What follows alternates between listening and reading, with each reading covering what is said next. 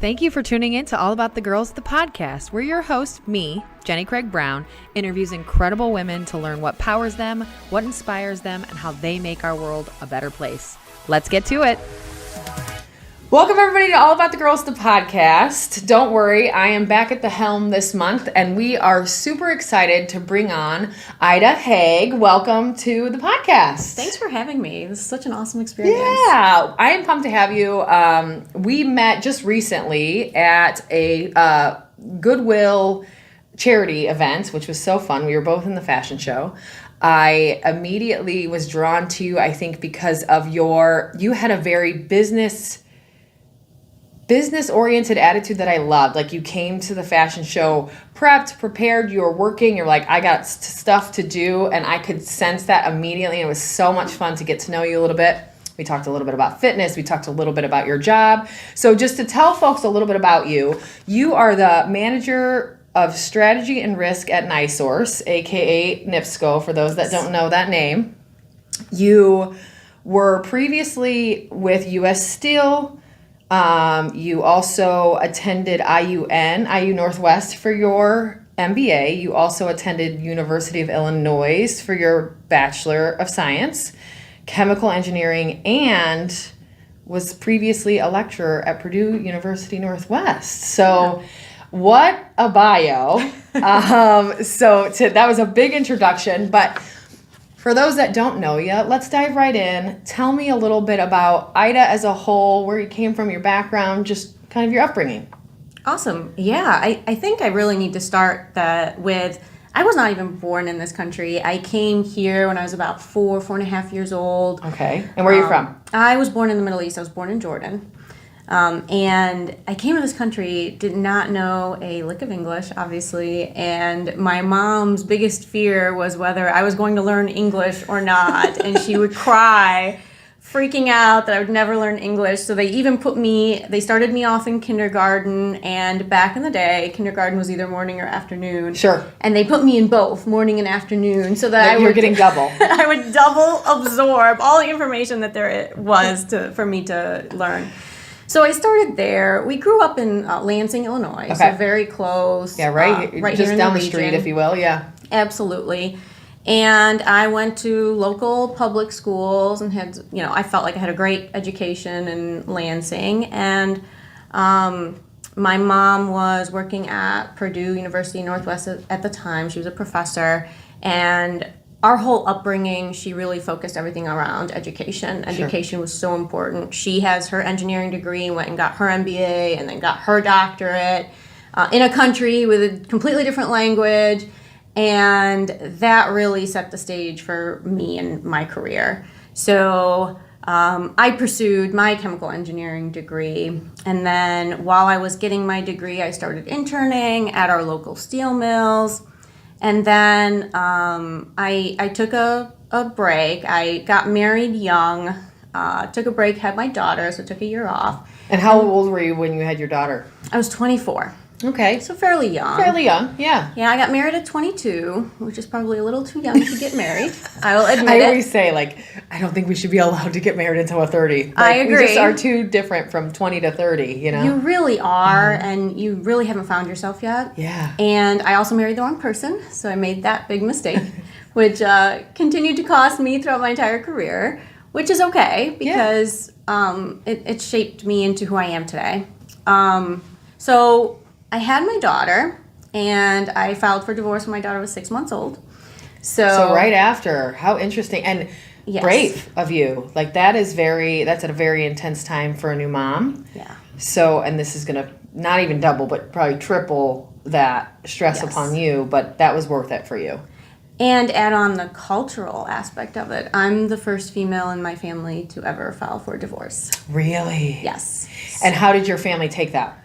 My mom and dad were very supportive because they saw what I was going through, and they didn't want to see their daughter suffer.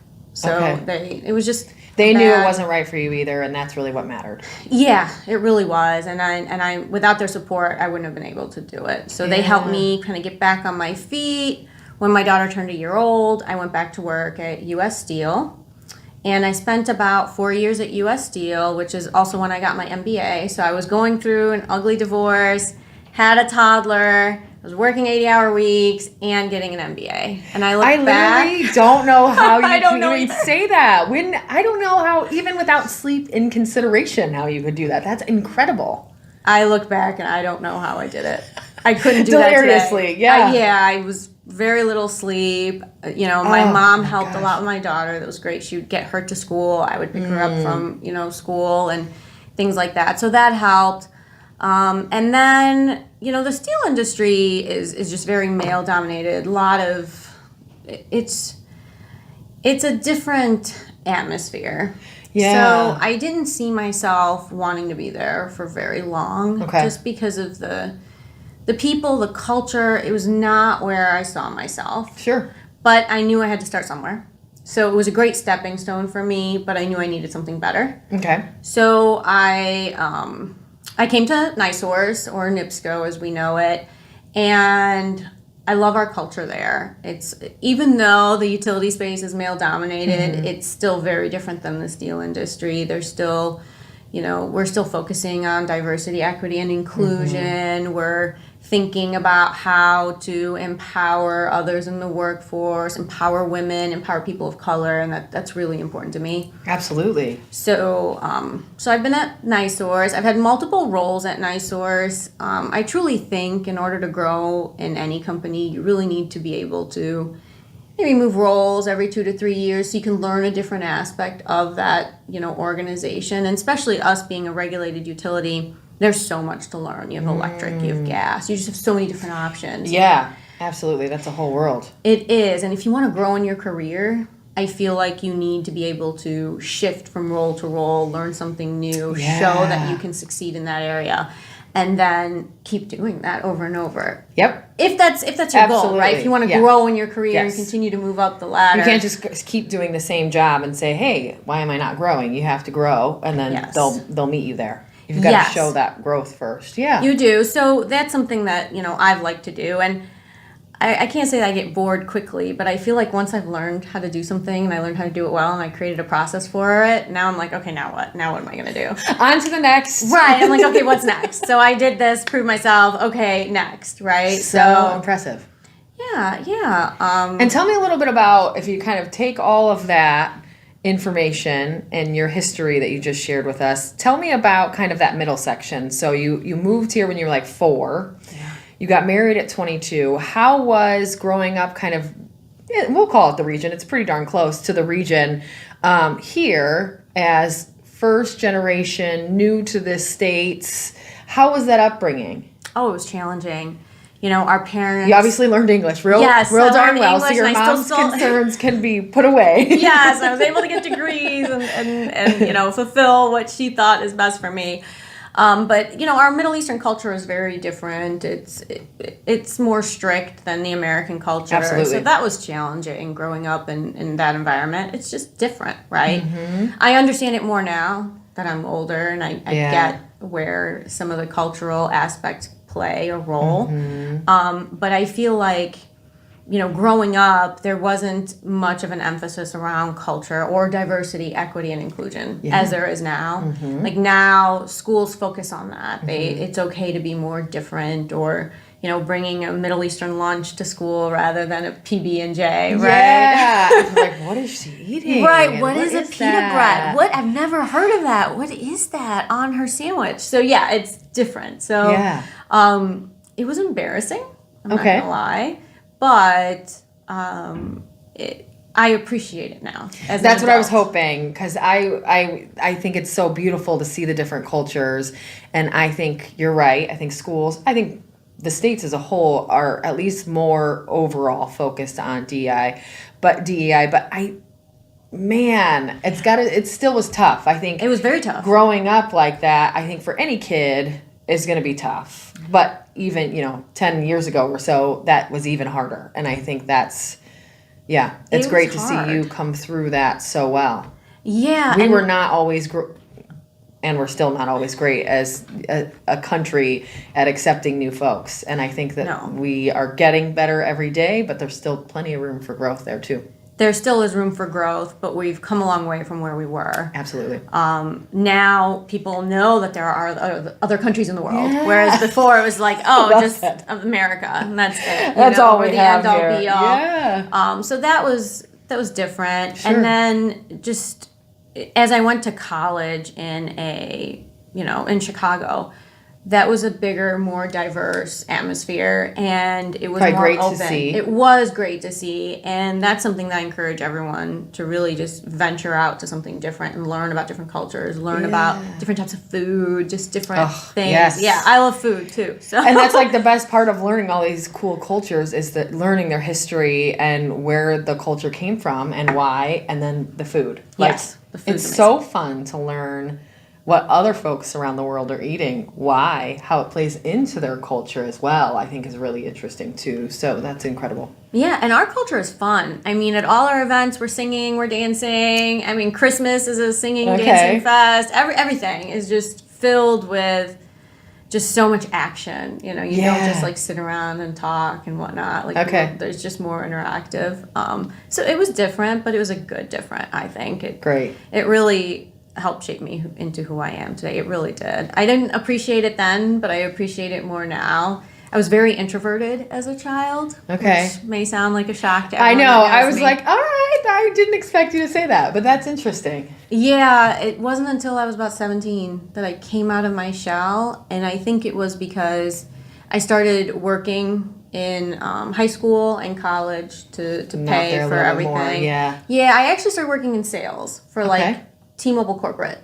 And I was forced to just get out there, face my fear of, talking to people and just sell them cell phones and whatnot. And it really helped get me out of my shell. So that'll force it. Yeah, that kind of customer service aspect of jobs like that will help you for sure. And you've got to deal with everybody, it sounds like, probably. The happy, the sad, the mad, the masses. Yes, and you had to really be, on all the time to be able to support all of them in their different moods. So it just helped me come out of my shell, honestly, or else I would have probably been this introverted girl hiding in the corner and would not be here today.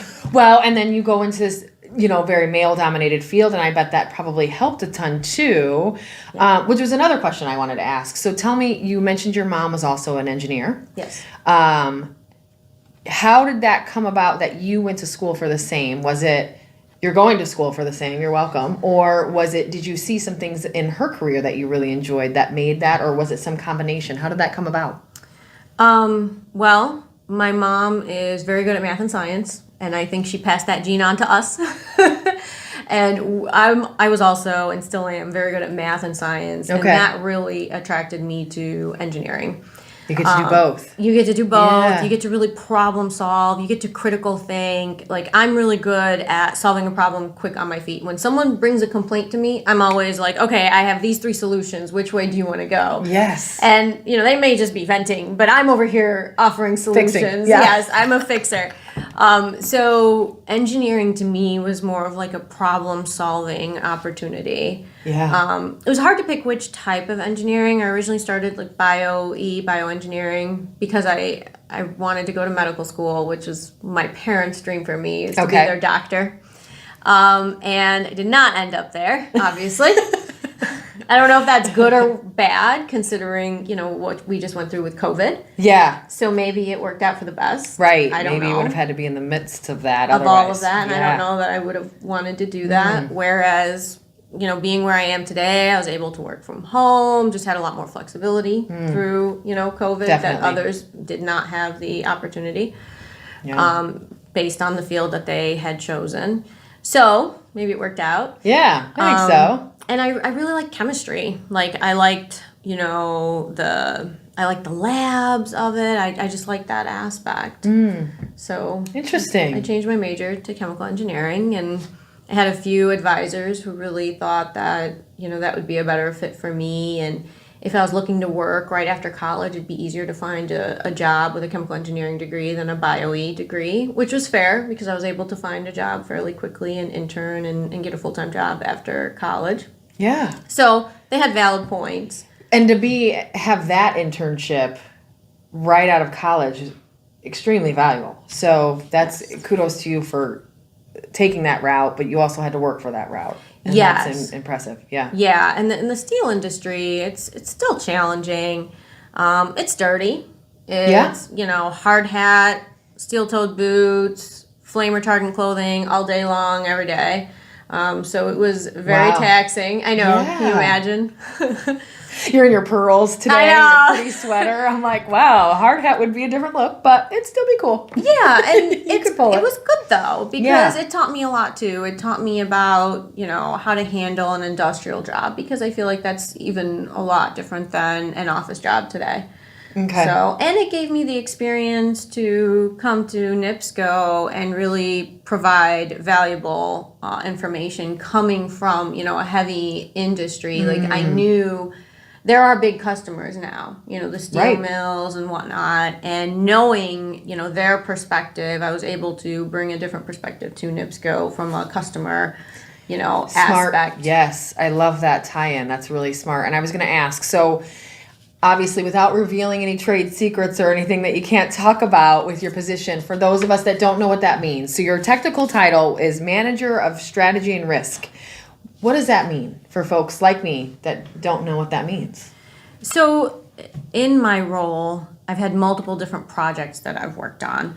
But the best way that I can describe my position is really, our job is to think about the best long-term path for our company and then provide a way to get there, right? So our long-term strategy involves, and this isn't, a secret, we're looking to decarbonize our footprint. We're looking at new technologies, new innovations. We're looking at, being carbon net zero, that type of thing. And in order to get there, we have to figure out what that long-term 10, 15-year plan looks like in order to get NiSource where we want it to be. So think of it as, we're here now, and then we have a goal 15 years from now, and we have to build out the plan on how we're going to get to that goal within 15 years. Got it. And that's really the overview of what we do in strategy, on a regular term. I've also worked on multiple different projects within our team where something will come up in the industry that we'll just have to tackle that no one's really done before. So for example, under the bipartisan infrastructure law, they issued the Infrastructure Investment and Jobs Act through the Biden administration. And it's called IIJA, that's the acronym, we live in acronyms. Of course. And through this bill, there are multiple grants and opportunities that utilities can go seek money to, recoup costs on big projects. Sure. So we're in the process of investigating, if there are any potential grants that we can apply for to get money back for the company and things like that. Be able to invest into these cool things that are going to make you guys as a company better for the environment, better just as a whole. Right. And Sure. there are multiple, ways to do that. You can partner with like a U.S. Steel or Cleveland Cliffs and whatnot, and you can partner with others in the community, or you can pursue grants on your own. And really, we just needed to investigate what, NiSource could try and apply for. So we were looking at those opportunities. I will say that's completely different. Utilities have not looked at, grants and whatnot in the past. So this is a completely new space. Smart. That everyone, it was new. So I had no idea what I was doing. And here I am, like, trying to figure out the grant process. You're like, I'm not a grant writer, but I am now. Right. I'm like, oh, well, here we go. Here's another thing that we have to look at and do. Yeah. So a lot of projects will come up like that we just have to kind of tackle and figure out along the way. And in order to be in a role like mine, you need to be able to handle, ambiguous topics and be able to put together a plan on how to pursue them. And that's really hard. It's not like something that you can learn in a class. It's more of, something that you learn along the way. And I feel like you have to make a lot of mistakes in order to even get good at it. Yeah, as with most things, I think, right? Right. You learn from your mistakes. Like if you learned on a mistake that you made prior, you're not going to do that again, and you're going to think about it differently. But I view it as really, my role is more of like a long-term planner and trying to figure out how I can get from point A to point B by planning the entire route. Okay. And I feel like that's something that I'm naturally good at, where I overthink things. I think like 10 years in advance. When I'm doing something, I'm thinking about the implications that it may have later, whether good or bad. Probably makes for such a perfect fit for this role. Yes, it does. Like that is absolutely what they need. Yeah, and I'm not that person. It's an interesting way to see how your brain works. Like as you describe that, you start to understand more about you, and you can see why that's such a great fit for what you do. It is. It really is, because it comes naturally to me. Like I'm always thinking about how things can play out, how it can go bad, how do we make sure that we address all these situations if it does go bad. Like I'm always thinking worst case scenario and best case scenario. Exactly. Pessimism is sometimes beneficial if it's for the future and you're kind of trying to figure out how to minimize it. Yes. Yeah, we have to minimize the risk. Yeah. Right? There's a lot of risk in everything we do. Yeah. I mean, there's risk in everything we do on a daily basis in our life. You get on a car, you're driving someplace, there's risk, right? Yeah. But we're trying to figure out how do we minimize all the risk that is being, that's out there that we have to handle on a daily basis. Yeah. Incredible. Wow. It's different. Now, when we first met, maybe this is a left turn. So when we first met, I was talking about something, a Spartan race or something that I was going to do. And you were like, wait, tell me more. You were, I think, immediately interested in that physical fitness stuff. So tell me about your kind of fitness journey. Do you run? Do you like to hike? What do you do that kind of made you interested in that when we met? Yeah, absolutely. So I grew up not athletic. Okay. Never played no sports a sport in my life. I was a nerdy club girl. I probably was in the environmental club and president of Mathletes. But perfect for where you're at today again. So, my parents did not really focus us on sports. Okay. So 2 years ago, I joined Orange Theory and started as a power walker. And then, picked it up a little bit and started running and doing some weightlifting and things like that. And then last year, I also joined Fleet Feet and started running outdoors, which is very different than a treadmill. Yes. Very different experience. There's some goods and some bads, yeah.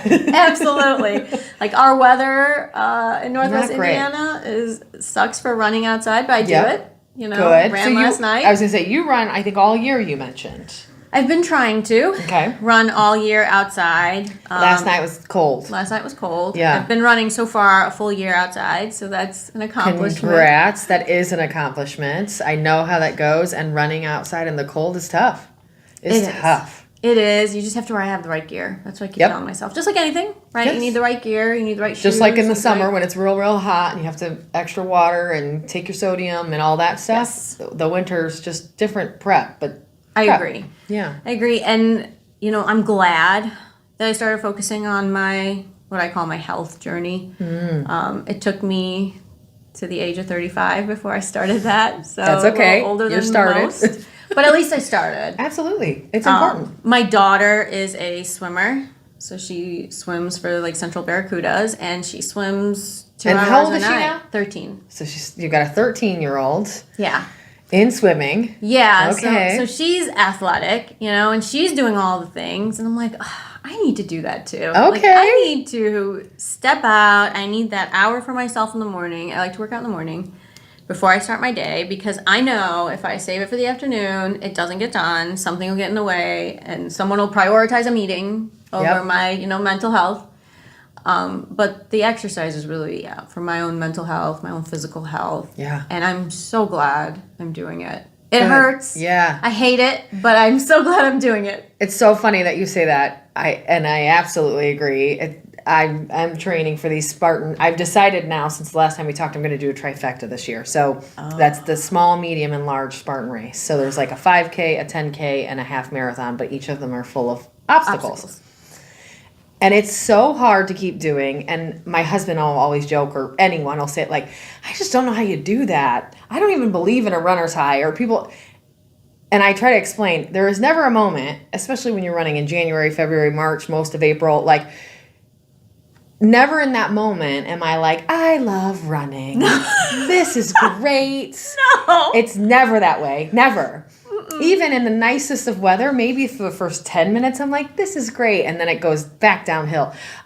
It's the after effects. Like you said, it's more what it does for my mental health, how I feel after that I've done that.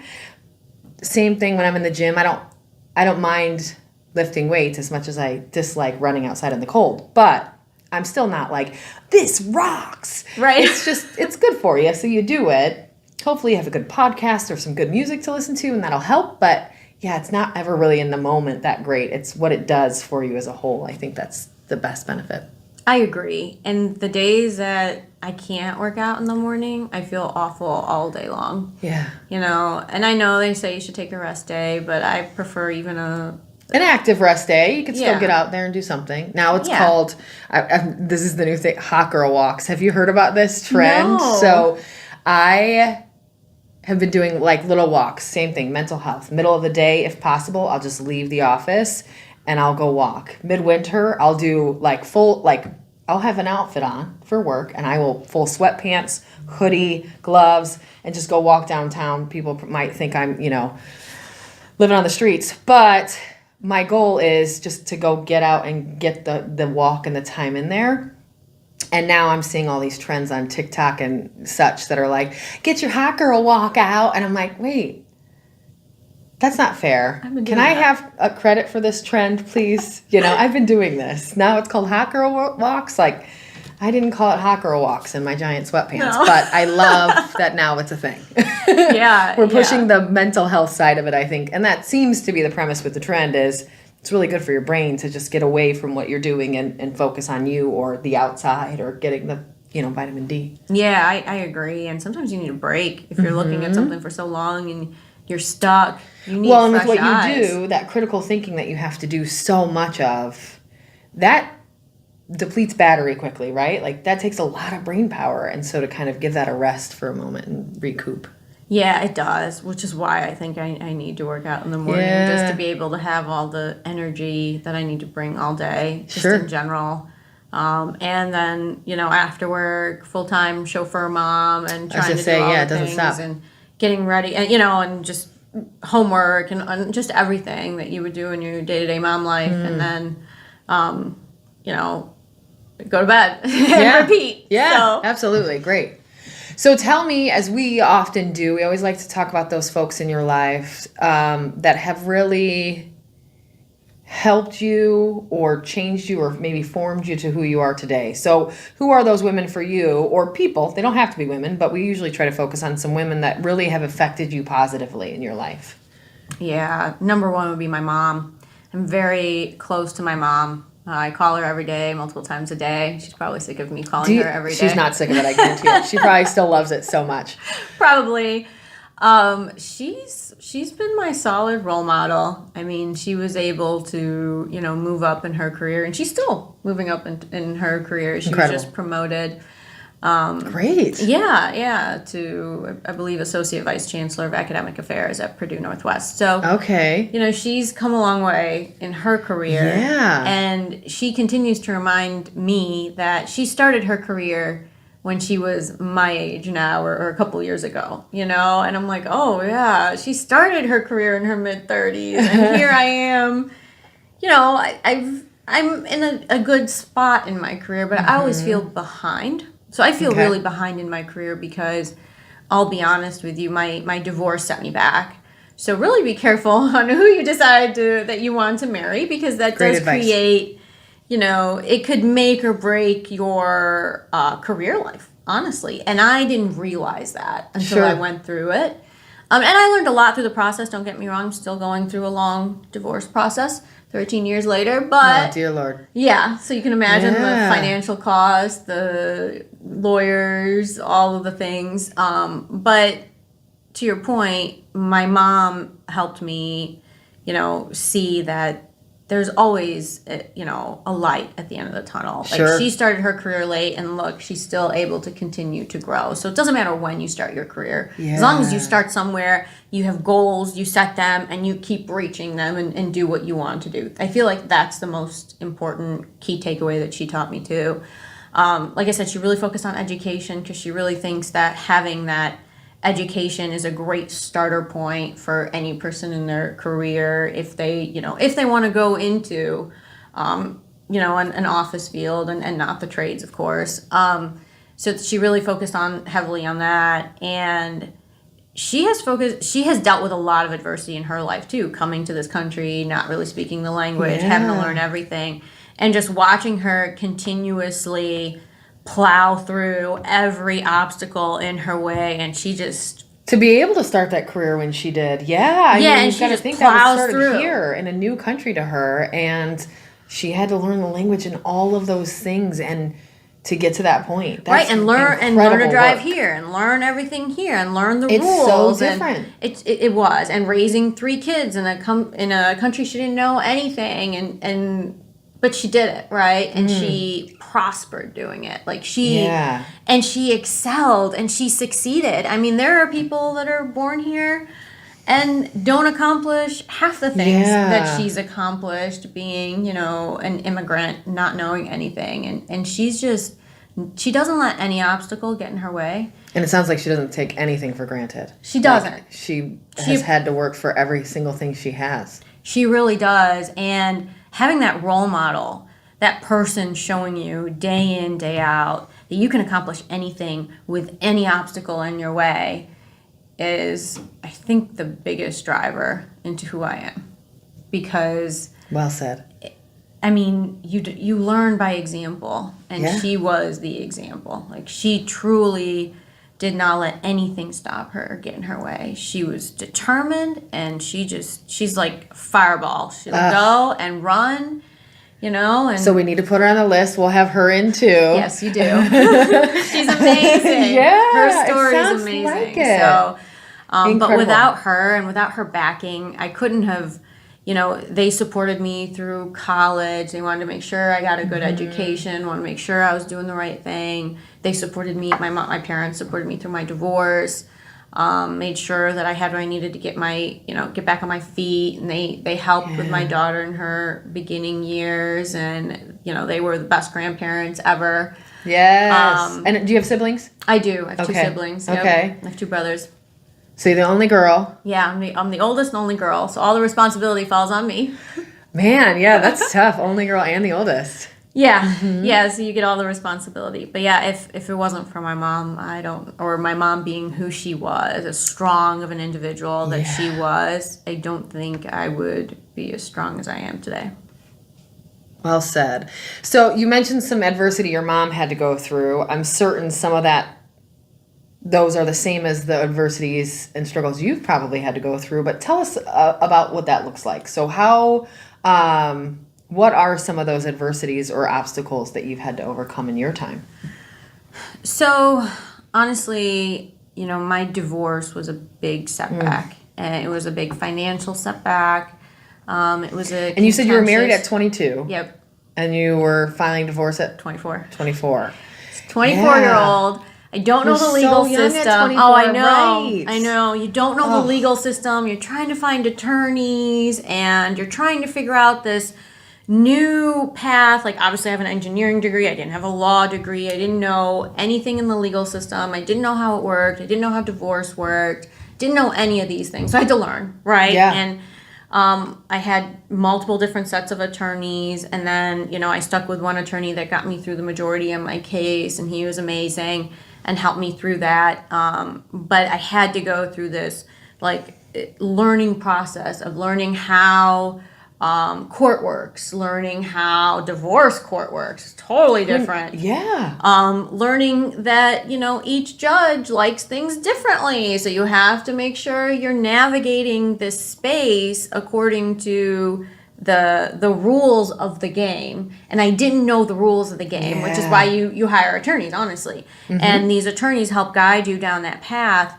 But yeah, my divorce is still contentious, and it's still a struggle, and there's still a lot of money spent on attorneys, and it will set you back if people. And I love that you speak about it so openly, because I think oftentimes, and we hear it, we all have a friend or a family member or both or many of them that have been through divorce, and they'll just say, oh, it was terrible. Let's not talk about it. Move on, which is fine. But there's value in learning from those situations. We all learn from the people around us in good and in bad moments. And so for someone like yourself to speak so openly about the struggles that brought to you is helpful, because there's someone else going through that. That's like, see, okay, it's not just me. It really is this hard, and I can get through it. So I appreciate that a ton. Yeah, it is hard. It still is hard. Still counting down to the days that my daughter will be 18, 4 years, 9 months to go. You know, I'm literally counting And then down. it will actually be done. And then it'll be done. That's how yeah. I view it. It's just when you have someone on the other side who continuously likes to fight, you know, it's just different. So That angst, so it continues on, and in the beginning of the process, I let it really get to me, and it would kind of control my emotions. It would get me down, you know, and now I've learned to overcome that too. I've learned to be mentally stronger than that. I'm not saying that it's not strong to let it get you down, but I've learned how to handle it better. And if you can learn, my opinion is, if you can learn that in such a tough situation like a divorce at that age, man, you can take that learned lesson into so many other aspects of your life, where I feel like if you're kind of trained, if you will, at a hard thing like that, all the other things get one level easier because, well, I did this. Yeah. And I think that's well learned. That's great that you took it that way.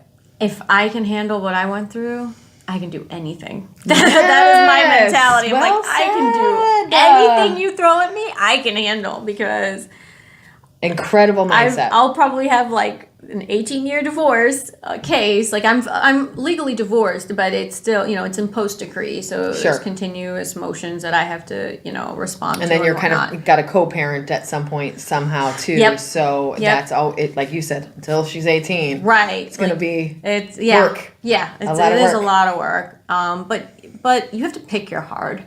You know, like some people say marriage is hard, and I'll say, you know, divorce is hard. So you have to pick Well said. what you think is your hard and deal with it and handle it. And that's what I did. You know, I chose to leave, and I chose to figure out how to get through it, you know, and I did. And I paved a way forward. And to get where I am today based on what I went through, I think is amazing.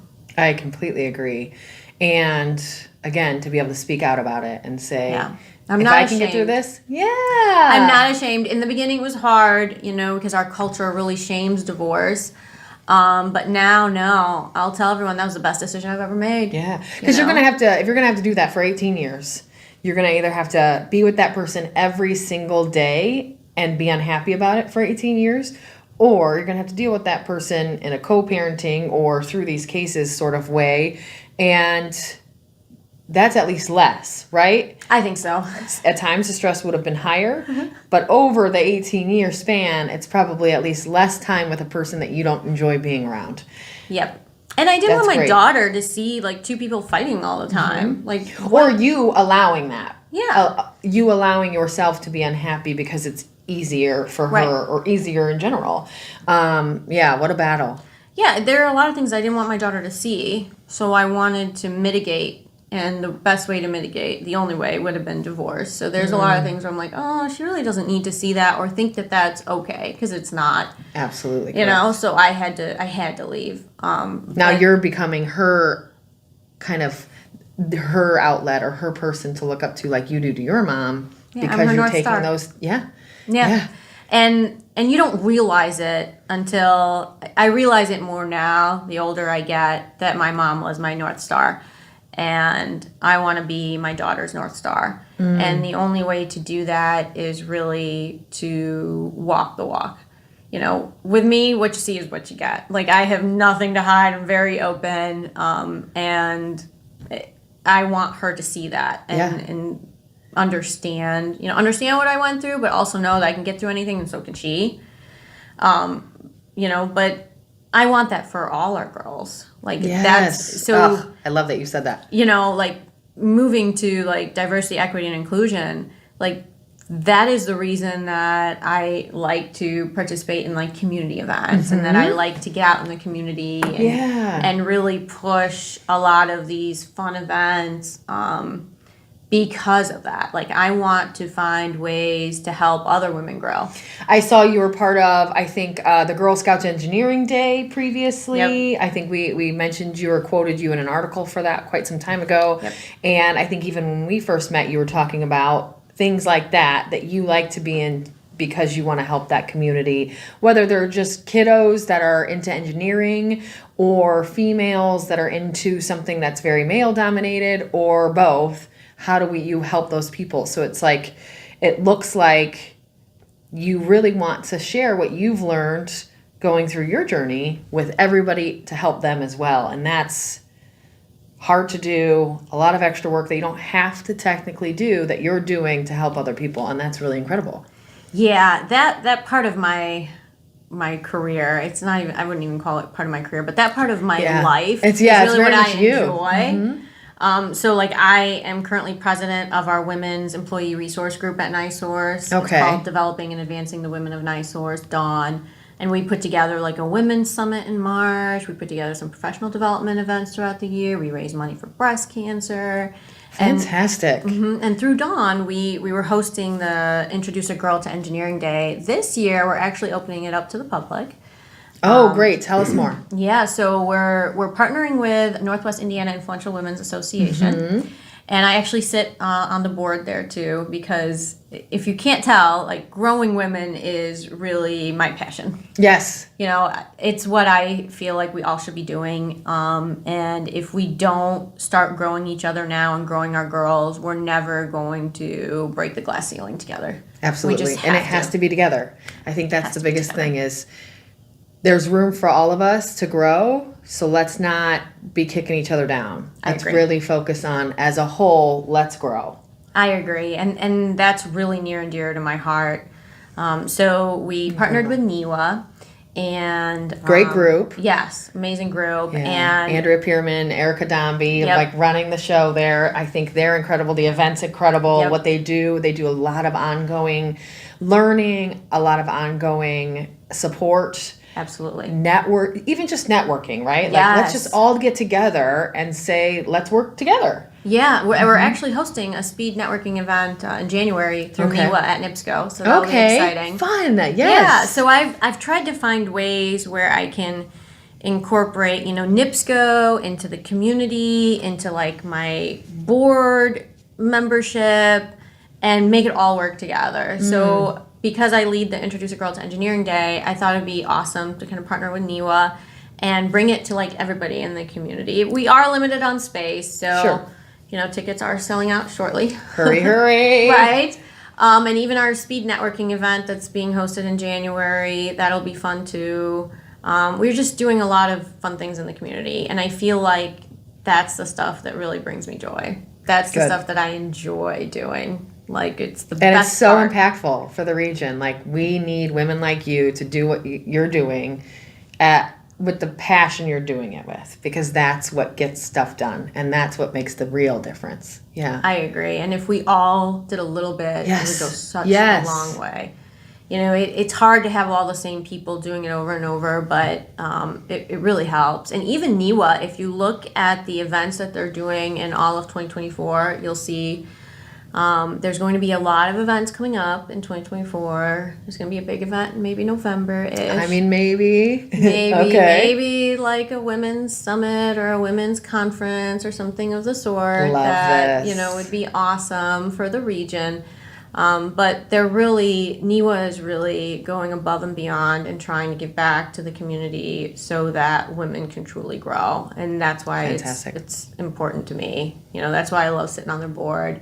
I love, trying to contribute as much as I can to the cause and trying to bring events to them that I think could be beneficial. Yeah. But really, we all can do that, right? No matter where we work, we can always find a way to tie in our job to a local non-for-profit. And it doesn't have to be, a women's, or it could be any non-for-profit, and really find synergies there. Mm-hmm. And I feel like I that comes naturally to me. Like I enjoy doing it. Kind of finding the groups that will have the best synergy with your group and things like that, and then making it all happen. That's like a passion. It really is. I think it's work. So a lot of people are automatically like, ooh, that's a lot, and I've got kids and I got all this stuff, but so I feel like I was gonna say Ida can do it, and she's got plenty happening. Yeah. Right. So I mean, I'm president of our women's ERG group. I do that extra. We don't get paid for that. Yeah. You're working never 40 hours a week. Right. You're always working more, plus kiddo, plus all that. You're sitting on a non-for-profit board. You're not doing that for any, financial means. No, yeah. You're doing it for the reason, the cause. Yeah, that's your heart, not it really is. Not and the if we don't do it now, our daughters will suffer. Yeah. And that's really what should be driving all of us forward is the future. Our future children will suffer if we don't address these issues now or help develop more women now into these roles that they really belong in. So that and if you don't have kids, it's your nieces, your coworkers, the kiddos that live next door to you, or whoever it is. There's women in everybody's lives that will be better off with folks like you and me and all of us helping to grow women in the region, women in our country, women in our world. I agree. Yeah. And we all need folks like you. Part of the cause. It's a team effort. And I can't do it alone. And how, for those that don't know, because I remember prior to All About the Girls movement, event, podcast, feeling like I wanted to do more and feeling like I didn't know what that meant. I'm very lucky to have this platform that we were able to use to do that. It has branched out in many different ways, and we do lots of different things with it. But for those that don't maybe have that or don't have an organization like NiSource that is really great at having, they're inclusionary across the board, right? They're helping all kinds of nonprofits, not just women, but all types of empowerment and growth. How do you think that someone could just get involved if they work, I don't care, at the post office or they're an accountant? How do they help or dive into something like that to help women? Well, they can find a non-for-profit board to participate in or sit in. Just start Googling, right? Yeah. There's a Legacy Foundation, there's NIWA, there's so many foundations. And it doesn't have to be, necessarily a women's org. If they're passionate about Habitat for Humanity or they're passionate about something else, there are different local chapters that they can participate in. They can volunteer at a non-for-profit. They can sit on a board. There's so many options out there. They just have to do a little Googling and figure out, where they can volunteer or reach out to those directors in those community centers and see if they want to participate and volunteer. You have St. Jude's House here in Crown Point. They're fantastic. Volunteers. They are. And they always need volunteers. And I just had a tour with Ryan a couple months back, and it is an incredible spot. Yeah. The work they do is incredible. Same thing. I'm like, Ryan, tell me what you need. I want to help you always and forever because what they do there is incredible. That's a great suggestion just on its own. Yeah, and we were lucky so NiSource does Dollars for Doers, so we get out in the community and kind of give back by volunteering our time and whatnot, and they give us about a certain amount of hours a year that we can volunteer. And St. Jude's is the one I went to this year, and it was amazing. It was incredible. Good. I'd do it again on my own time. Yeah. It was just awesome. It was awesome to see, just awesome to help them, clean up their space. And, they're always looking for donations and of all sorts of things. You can add their Facebook page, and they're always looking for different donations in different months for things that they're looking for. Oh, yeah, I've seen that too. They've got hey, this is what we need in the month of December, or this is what we need. Go buy one thing. Yeah. Go donate one thing. You can buy it on Amazon and have it shipped to them. You don't even have to go there. Absolutely. Yeah, you don't just send it right on over. Absolutely. Or just Google around. I think that's, I just got interviewed by Chris for a recent episode, and we talked about the origination of this. Candidly, we made it up, right? We made up the event. It was just something that we felt was needed in the community. NIWA was really the only thing around, and we wanted something that was more personal to me and to who we are as a group, as a company at Great News. But we just did it. And it wasn't because we thought it was going to make us money. candidly, it doesn't, but it's great for the community, and that's all we care about is, especially now, we pay for the event. Thank gosh. Yeah. And it gets women together. It gets them connected to one another, and that means the world to us. And it allows us to feature folks like yourself that says that we can learn from. Yes. That we can, like, man, Ida's running circles around the average human being, and if she can do it, so can we. And so I think that's so helpful. But really just Google, nonprofit organizations that need help near me, or women groups near me, or whatever. Just start looking, and you'll find someone that's looking for help. You could Facebook search it even. Yeah, absolutely. And that's one of the things that I wish I had started doing younger, is really being more active in our community. That's one of my personal regrets. 100% agree with my own. Yeah, I feel the same. I feel like I wasn't doing enough at a younger age because I didn't realize how important the cause was until I had a daughter, and until I started working in male-dominated fields, and I'm like, whoa. Is this And yours the is so future? male-dominated. Tell me what that looks like a little bit. How many women do you work with in your field on the average basis? So NiSource has come a long way. And and that's also to like- say they're already better than most. So you're probably They are. So at U.S. Steel, I was the only girl and only female in my department. That was it. one of my one. department. Well, yeah. One of one. That was it. We had, I think our plant manager at the time was a female, but we didn't see her that much, and then she left. So, but that wasn't even in our department per se. Like in our department, It was it was it. It was really they didn't have we had to make a female bathroom out in the field. It was just different. I bet most right? people would think, oh, but that's not a thing. And so to hear you say that wasn't that long ago. It's still like that. Yeah. In a lot of areas. Yeah, they used to use the female bathroom for something else, and then I'm like, no, can't do any of that This is anymore. my bathroom. Stay out. Right? I'm like, no. So it was, it's very different. So that was very eye opening for me. It was a shock. Like, really, there's one of us, and it's me, and that's it. Yeah. I was the only person, and it was challenging. Like, they were rough. Yeah. They were not easy. I've sat in a meeting where the coordinator was so upset that day, and I was asking my boss a question. He kicked me out of the meeting because I asked a question. Oh, wow. I was new, so I was just trying to learn. I'm like, hey, why did this happen? Like, I don't understand, like, they keep talking about this problem. And you're trying to, because you're a fixer, you're probably trying to, let me figure out why so I can figure out how to fix it. Right. And then they're what's like, the get out. Like, let me help, and he's like, get the F out. And I'm like, oh, okay. It's like that. Alrighty then. So I'm out. Okay. There was another instance where they're like, literally throwing a table up in a conference room because they're angry and mad. I mean, it was just a whole different experience. Like, The angst behind that I just can't deal with very well myself. Like, No, I and don't I'm need just you like, to bring that angst to me unless I have Okay. physically harmed you or someone you right. love, right? Like, there's I'm just like, no... there's nothing about work that we even have to deal with. You're this taking here. yourself a bit too Yeah. seriously in that moment. Yeah. Yeah, so it was very different. NiSource is not like that at all, obviously. Yeah. So in my group, we have a lot more women in my group. So that's in our strategy group. Sure. I've moved around in different roles. I started off in like energy supply and optimization.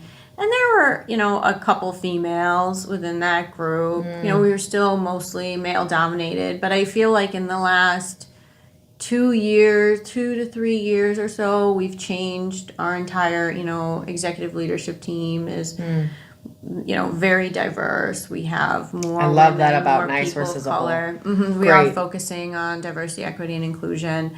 And we're seeing that now too. We're seeing more women, in roles. There's still certain areas that, it is limited. Like the field is probably more challenging to get more women in the field. But we've come a long way. And NiSource is really, I think, because they have focused so much on diversity, equity, and inclusion, it's number one, they're reaping the benefits now, I think, because they hire folks like yourself. But I love that they've had that focus, and so they can say that now. And I think they started that probably earlier than most as well, comparative to other companies. So it's really great that you can say that now, and they are such a strong proponent for our community. We are, and we have a DE&I team, so it is a focus, and it is important to us. So we are seeing changes, within our own organization, which is awesome. Yeah. And that's something, when you look at different organizations, even like if you're looking at, different jobs, different career options, it's something that you should ask, do you have a diversity, equity, and inclusion team? What does that look like here? Do you have employee resource groups? What do they look like? And I think that really can give you some insight into the culture of an organization before you even take a role there. Like hypothetically, which I'm not planning to do, but if I were to look at, outside companies, those would be certain, questions I would ask, like in an interview process. Yeah, especially that you work for such a champion now in that area, you would want someone that would match that. Absolutely. And when you have more of a focus on DE&I, you see, no culture is going to be perfect, right? I mean, I've seen that growing up in two different cultures. Like they each have their pros, their cons. The same goes for work, right? It's not going to be perfect, but if you see a company that's striving to get better every day, that's really a company that'll differentiate themselves from someone else, from a different company. And we're not perfect, right? But if we continue to strive to be better, that's really what differentiates even an employee from an average, Joe who doesn't want to do that. Absolutely. So really that's what I kind of look for there. Fantastic. Let's dive into your career. So sounds like engineering was in your list pretty early on, but how different is, if you think about when you began your career to now, how different is it? How similar is it? Did you think you'd be where you are and doing what you're doing today? No. I really didn't know what to expect going into engineering. That's another thing. It's so broad as well. I mean, that's such a broad topic. What you end up doing could probably vary greatly.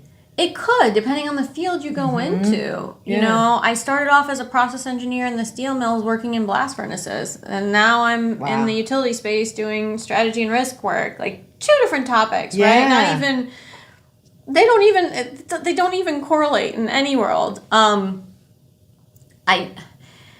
don't know what I had imagined my life to look like when I pursued my engineering degree. I just knew engineering was a good fit, and I feel like my degree just helped me continue to work on my problem-solving skills, learning, new things and how to manage them.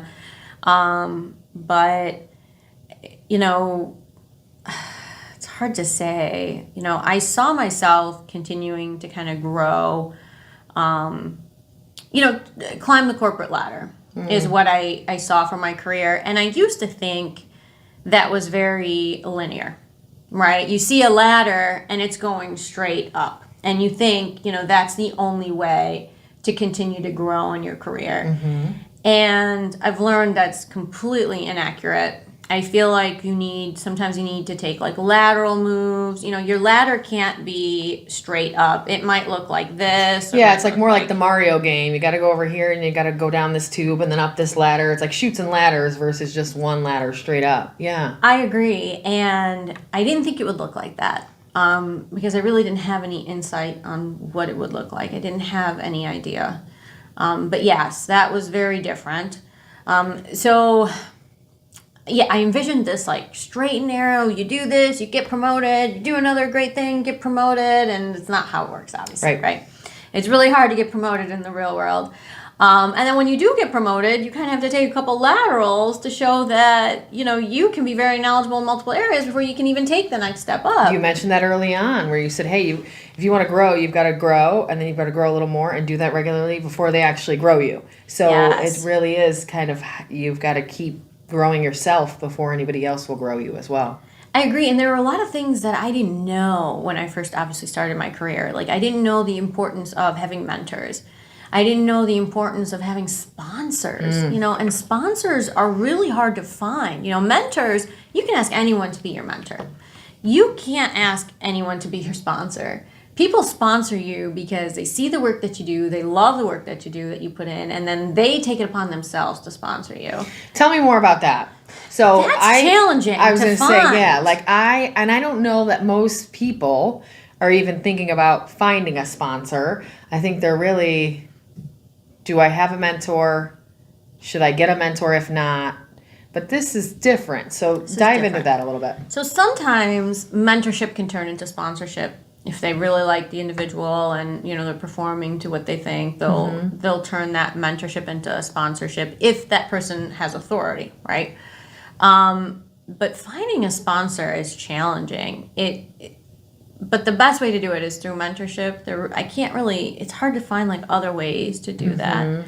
Because you have to have that relationship built. Yeah, and how do you build that relationship without a mentorship? So they kind of go hand in hand. But I think what we should be doing, like we as individuals, as women in Northwest Indiana, is we should be sponsoring one another. Like we should, so I heard this before. When men are out of a job, they'll go tell their friend and be like, hey, I just lost my job. Yep. They're like, oh, I can make you a position in my company, blah, blah, blah. And they make a position, they hire this guy in. And he's back on his feet in 3 days. Right. Women, it's like we're ashamed if we are, if we're out of a job and we don't want to talk about it and we don't really share our struggles. And then we don't think we have the authority to help each other. So I encourage all of us, if your company's hiring and you may have some good candidates that you've met through the community or through networking, make those connections, vouch for those people, and really get them in where they could continue to grow. I kind of do that with the individuals that I mentor. I'm always looking internally at our NiSource job board. If I see certain positions, I'll look every other day or every few days, and I see a position that might be a good fit for them. I'm like, hey, did you take a look here? Do you see, I know this person. I could call and put in a good word for you. Yeah. But we have to be strategic and, really figure out how to do that for one another. And I feel like that's an area that we can all improve upon and really think about, okay, how can I help this other person grow? Yeah. What can I do? Like, I know I have a role in my company. Post it to your LinkedIn, post it to your social media, post it to your mentors or friends that you think would be a good fit. Because most often, that young person who you're mentoring, they look up to you so much, but that doesn't mean they see that job and that they even think they could be a good candidate. So hearing from you, did you see this? You'd be a great fit. That alone, that little tidbit can be so helpful for them. It'll empower them to feel like I can do it. Yeah. And yes, that believing in one another. When other people believe in you, it gives you that, I'm remarkable feeling to just go and do. Yes, well said. And we need to do more of that. We really do. Yeah, I completely agree. Have you ever heard of the I Am Remarkable movement? Yes. Okay. Yes.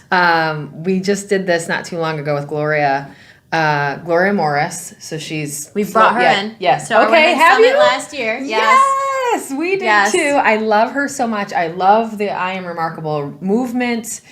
We should probably do more of those as well. Let's call her tomorrow. But I think great, good to hear. Mm-hmm. And that helps other people feel good about themselves.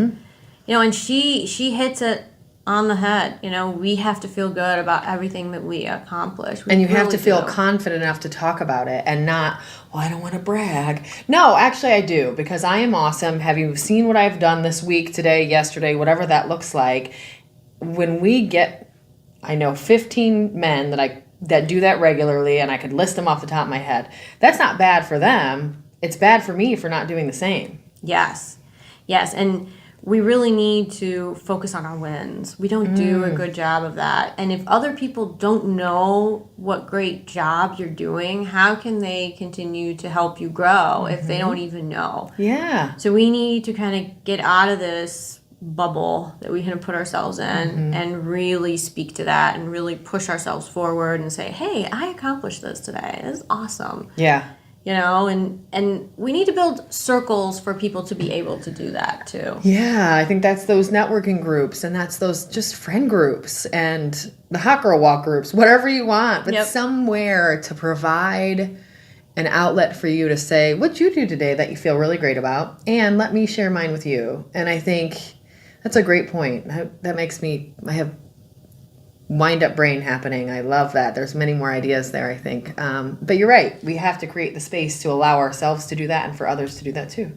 Yes. So if you know someone that you can sponsor, do it. Like, that's the best advice I can give.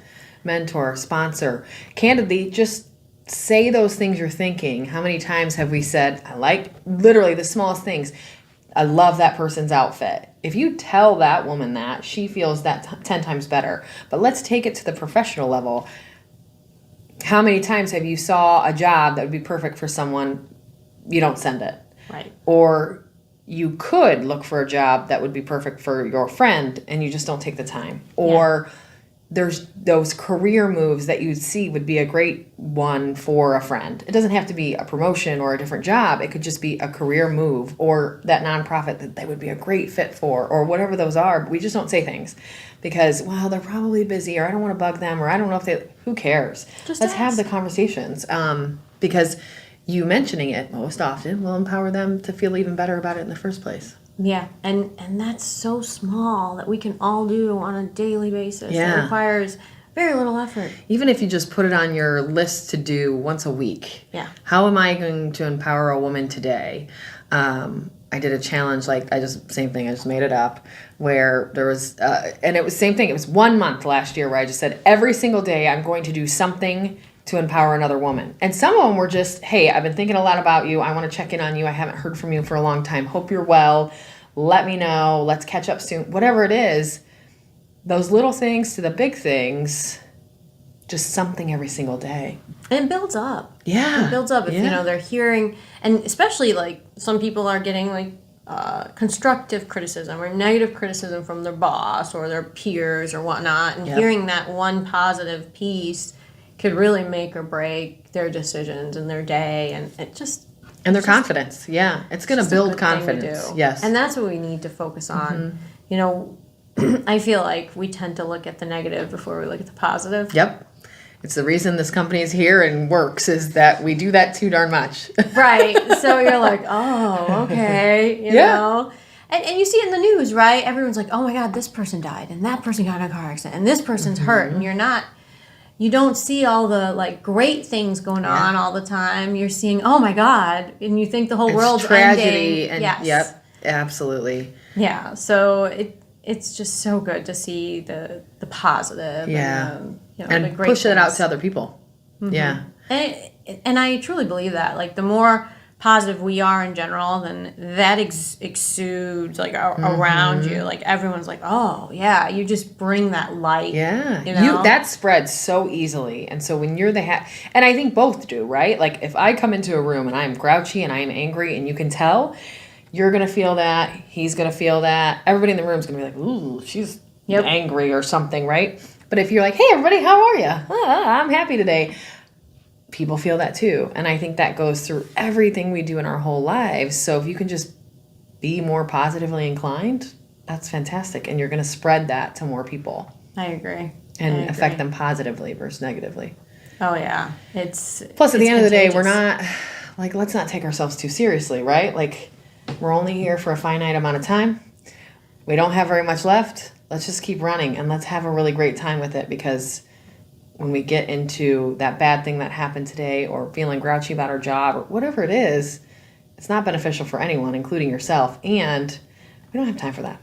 No. And we have to remain looking at the positive. Yeah, you may hate your job, but that's a job that someone else doesn't have that they wish they'd have. Yeah. Or you may hate this, but that's something that is someone else's dream thing, right? Yeah. And that really put it in perspective for me, especially because I travel a lot throughout the world too. I visit my family in the Middle East, and I made it a point to take my daughter to see how my grandma lives. My grandma's still alive. I want her to see how my grandma lives, and she did. And there was 11 of us in what I call my grandma's little house. You know, one bathroom, 11 people. You hit your head on the door walking into the bathroom because you got to take a step down. You're too tall. I wanted her to see how different it is. We didn't have air conditioning in the Middle East in 100-degree days because all the things that we take for granted here, other people don't have. They don't have central air. They don't have central heat. They don't have running water 7 days a week. They don't have everything that we have here. And because my parents used to take us to the Middle East, you know, during the summer to visit my grandparents and my family. And it really put everything in perspective when we came back. And we're coming back to our warm, nice, hot showers where we can take for a long time and take for granted and not have to use a bathroom with 11 people. Yes. It's a different experience. Mm-hmm. So I wanted her to see, like, we live and we have a great life here, but don't take that for granted. You need to see that there are people live differently than you. Yeah. And that's okay, but I want you to appreciate everything you have here. Yeah, and I think seeing other folks and other cultures and how other folks live across the whole world helps with that, because you're right. A lot of times we're like, what? We're the United States and everything's amazing. You're like, that can be definitely true and usually is, but you should appreciate it even more because you've seen other worlds. Yeah, that don't have that, yeah. No, and it's different. Yeah. So. That's really smart. I think you're remarried, correct? Not quite. Okay. So Not quite. Not there yet. All right. On the way. Daughter is doing well. It seems like in school, like family life seems fantastic for you now.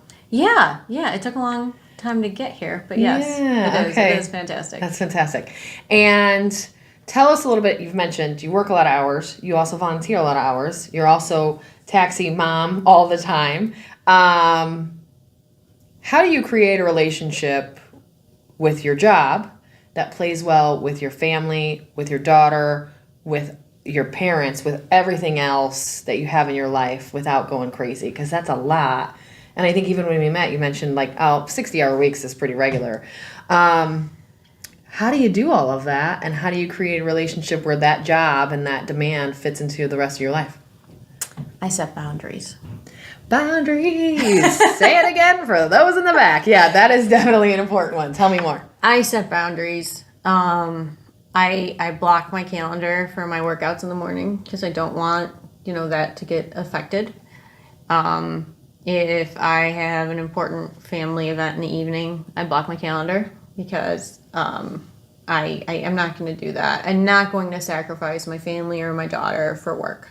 Yes. I think, if I died tomorrow, my job would be posted before my obituary. Right. I truly believe that.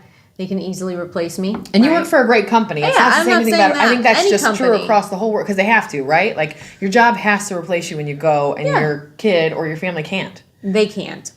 So I don't take that for granted. I don't take my family life for granted.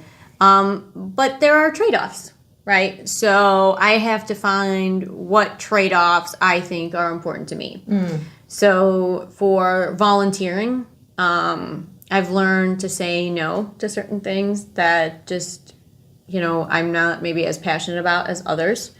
What's really important to you, you've got to make time for, and then you just can't with the other stuff. Exactly. Yeah. And I've had to say no. I hate saying no. I struggle saying no. I usually say yes to everything, and then And you're overwhelmed, and that was something I had to learn, so I learned to say no.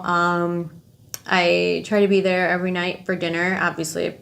Take my daughter to swim, pick her up from swim, then do dinner, and, do that. So I try to be there for as many dinners as possible, because that's important. I try to be the one that picks her up from school, so I have that extra few minutes in the car with her to just chat about her day. Time to gauge her temperature. So I focus on that. Weekend time, try to spend as much family time as possible. Good. but I have to set boundaries. You know, if there's something important to me, I'm going to make sure that work doesn't get in the way of my personal life, you know, that I have to attend or take care of. And, you know, I find ways with work to be able to do that. Like if I know I have a major deadline in 3 weeks and I know I have a big event in 3 weeks, I'm going to make sure to get the, you know, major deadline done super early. Time management 101, right? It's important. I don't procrastinate. Okay. I finish everything super quickly because if something else comes up, I can handle it, or I can move stuff around to make things fit and work. Yeah. But I'm not a procrastinator in general. Like as soon as something hits my desk, I want it done and out of the way and moved on. So like, well, and what's the famous quote? Like the work you're not doing is what will help you grow. Yes. And I think it's absolutely true. Like it's all that stuff that we look at and go, ooh, I'll do that tomorrow. That's the stuff. That's why. Yeah. It's because it's hard and it's gritty. And it's the best thing for you to do. I agree. Yeah. So that's great that you don't. And don't. Is that something just natural about you, or have you just learned lessons through life that taught you to be that way? No, I can't. Like it'll give me anxiety if I don't do it. It's I won't worse be able to to not do sleep it. at night, and I'll be thinking about it. You know, I Yeah. even have like a schedule for my house on what day I clean what aspect of it because I can't clean my whole house in one day. Yeah, and same thing. So- It's going to be so much pressure on usually a weekend to get it Yeah. all done, and it's I don't want to waste my family time weekend doing that, but That's really I know smart. I can do 45 minutes on a Monday to do this, and 30 minutes on a Tuesday to clean this, and 30 minutes on a Wednesday to clean this. You breaking know, it and up. yeah, you know, in the evening when my daughter's swimming, so I'm not missing any quality time. So smart. I've had to. It's like a puzzle. My schedule, my 24 hours is a puzzle, and I had to move the pieces to make it all fit. And it sounds like you've done great with it. So kudos, because that's tough. And the boundaries and the saying no, I think that's very much a female trait. I think we all don't like to say no, and we all mostly feel pretty bad about it when we have to. But I think the moment, and you're younger than me, because it's funny, I would always say age helps with that. The older you get, the easier it is to say no. But I'm older than you, and I think you might be better at it than me. So I'm learning myself. It's hard to say no. It really and we always feel guilty about it. I think especially as moms. I'm not a mom. I don't have kids. But I think moms feel worse. Yes. Because it's another obligation, and you just feel like you're here to save the world being a mom. And you kind of are. But that saying no sometimes helps that be better. Oh, yeah. It's just real darn hard to say it and not feel guilty. I feel the guilt, but you have to learn to not do that. But I do still feel guilty. And does the guilt lighten as you see the product of the no? Like you say no, you feel pretty guilty. It works really well and you're not super stressed out. Yeah. Do you feel better at the end about the no? I think it depends on what I say no to. Okay. Like if it's, you know, like a work event that's not really on my high priority list, it doesn't feel it. The you guilt don't feel too isn't bad. as bad. Yeah. But for example, my daughter's got swimming divisional championships the same weekend my mom turned 60, and my mom's going out of town to Mexico for her birthday trip. And I have to pick what I want to do. Oh my gosh. gosh. Do I watch my daughter swim championship divisionals, or do I go celebrate my mom's 60th birthday? Well, we'll just go take a bunch of pictures of your daughter, and then you can go to Mexico. How about that? Right. My daughter would not be happy with that. She'd be devastated. So, you know, and your mom's probably sad, too, because she wants to see you and hang out with you for her big day as well. But yes. So that one, so far I've picked my daughter's swim meet, and my mom says she's okay, but I know deep down she's not. Yeah. And my daughter is like, I'm glad. Do you want to come see me? I feel bad for Grandma. Yeah, I'm glad you picked me, Mom. Gee, thanks. It was that hard for you, huh? I'm like, no, I love both of you. So but then when she gets older, she'll see like that relationship with her mom that she will have at that point as well, that she's building right now. Yeah. Yeah, so will mean so much to her too. Trade-offs. Any decision you make has a trade-off, and you have to acknowledge what you're willing to trade off and what you're not willing to trade off. Well said. Well said. Boundaries. How much do you put your boundaries into, like, work? Are you a never email after work? Are you I can do whenever that, like, is that a strict rule for you, or is that a little bit different? It's a little different. I even get my emails on my phone. I'm Same. Yeah, I'm the one that probably responds later than I should. Usually when my daughter's at swim, it's an opportunity for me to get back online and, knock out some more emails that I need to do, which is after hours, because that's the time that I can fit it in. Yeah. So...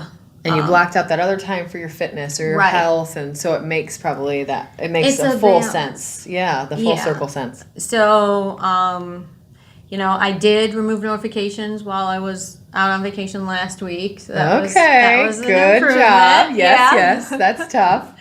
Yeah, I did check like once every 2 days just to make sure. But I work my schedule as much as I can. I'll work your straight working hours and whatnot, and then I make sure that my evenings kind of are around my daughter. Sure. Absolutely. And that works for me because, while she's swimming and I'm not there, I'm just dropping off and come home, get another hour's work, and knock stuff out in peace and quiet, and then come back and, pick her up, have dinner, that kind of thing, and kind of move on. I try not to work super late. I want to be in bed at a reasonable time because I wake up super early. I was going to say, because you have to get up early, too, if you're going to get all this done. Yeah. What time? What's your normal get-up time? 5-ish. Okay. Mm-hmm. I always love to know this because some people are like 9, some people are like 3. It's just crazy to hear the difference. But that's probably very common. Yeah. Get a workout in and then shower and get to work. Perfect. Yeah. Absolutely. Yeah. All right. Are you ready for the quick response questions? Sure. Awesome. Here we go. Like I said, I think these are newer, so I don't even know these that well. If you had to change your name, what would you change it to? Oh, I hate my name. Do you? I love your name. I hate my name. I was named after my grandma. I hate my name. My first name. I think when I was younger, I wanted to change it to like Vanessa. Oh, that's a good one. Yeah, I'm gonna stick with Vanessa. That's a good name. Yeah, I like that name. I forgot about Vanessa. I don't. We just talked about this. One of my favorite Vanessas is Dr. Vanessa Allen McLeod from the Urban League, who is one of my favorite humans. But yeah, I'd pick an easy Great name. idea. Because Ida, the way it's spelled, is such a challenge. No one can say it Ida, right. yeah. I've been called so many names, so I always wanted an easier name. Yeah. Fair. So change Perfect. my name in a heartbeat. Vanessa it is. What's your Hogwarts house? Oh, I am... Gosh, now I can't even think of them, and I read a lot of Harry Potter. I don't know them, so the first time I asked this question, I couldn't assist. It's Slytherin? No. Gryffindor. Gryffindor. Okay, Gryffindor it is. Check. I probably should have those listed. I couldn't think of it off the top of my head. My daughter would kill me if she because She's like, what? We've gone to Universal and done all of the Harry Potter stuff, and she's like, how could you not remember? Mom, you're so embarrassing. I feel like that's what I'm so old. My niece's nephew, my friends' kids, you're so embarrassing. Yes. Me when I was a kid, I probably said the same. What has been your favorite age so far? Oh, I'd have to say now. Okay. You're what, mid-30s you said, right? 37. Okay. Yeah, this has been the best age. I finally have my health together. I work out. I have just a good balance on life. I'm happier. Yeah. I just have it. You've got it all together control. now. I do. Yeah. I do. That's awesome. Yeah. Isn't it funny? 37. We're like, when we were 11, we're like, oh, when I'm 22, listen. Right. Oh, no, it's not real. If you could be one Disney character for a day, who would it be? Oh, Ariel. Ariel, good one. She's been my favorite. Ugh, God love her. I love her. Oh, yeah. Yes, that's a great answer. You're boarding a plane right now. Where is it going? Jordan, to see my family. Oh, I love that. What is your favorite article of clothing that you own? I mean, I love this beautiful sweater you have today, but it doesn't have to be that one. No. Wow, that's a tough one. Is the clothing going to get you buzzed? No, it's not going to get me buzzed. I swear it's It would not. probably be my eye necklace. Ooh, okay. Tell me more. This is beautiful. If you're watching on Yeah. YouTube, check it out. I don't even know who got it for me. I can't remember. That's how old this is. This Okay, has gotta be so you've had it for a long 25 time. years old, at Really least. impressive.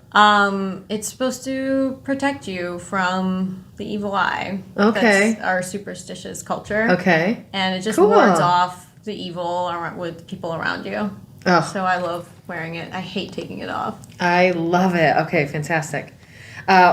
Breakfast food or dessert? Breakfast food. I thought that's what I was guessing you would guess. Tropical vacation or mountains? Tropical vacation. Yes. Are you usually early, late, or right on time? Early. Yep. You were early today, Yep. even. I love it. I like early. Do you prefer to give gifts or receive them? Give. What is your least favorite chore to do around the house? Mop. Oh, good one. I like mopping solely because I feel like it's a good workout. I'm like, look at me, I'm gonna get muscles. It's not true at all, but I feel like I can think that at least. If you had free tickets to any concert, who would it be for? Celine Dion. Ooh, good one. What is the one thing you need to sleep? Fan, blanket. I'll go with blanket. I need to Gotta be have like warmer. your good, yeah. Yeah. Do you prefer watching shows week by week or binging all at once? Binging. Okay. Do you cannonball or toe dip into a cold pool? Toe dip. I was actually going to ask you earlier. You were talking about getting up early and how the workout in the morning is energizing. And I was just doing some research. I got a cold plunge. And I was just doing some research on when to cold plunge. And they were like, first thing in the morning. And I'm like, are you crazy? I cannot do. So I thought, man, I wonder if she cold plunges. But no cold plunge. No. Okay. I'm I have. freezing thinking about it. Oh, I know. And it's cold. And so it's harder when it's cold. Yeah. Like, I don't want to go cold plunge. I don't at like being 5 a.m. cold. I know, I'm really bad at it. But it's so good for you to It cold is. plunge. But, man, I don't like it. What is your go-to karaoke song? Oh, wow. Kid Rock and Sheryl Crow Picture. Ooh, good one. I haven't thought about that song for so long. Very good. I don't know why I like to karaoke it, but I do. Yeah, I think it was Sheryl Crow. Funny, we just went to a show, my husband and I, over the weekend, and it's a band with the lead singer is a guy, and he covered a Sheryl Crow song, and it was an awesome cover. He sounded fantastic, and I was very impressed. So good song, good choice. What mythical creature could you believe is real?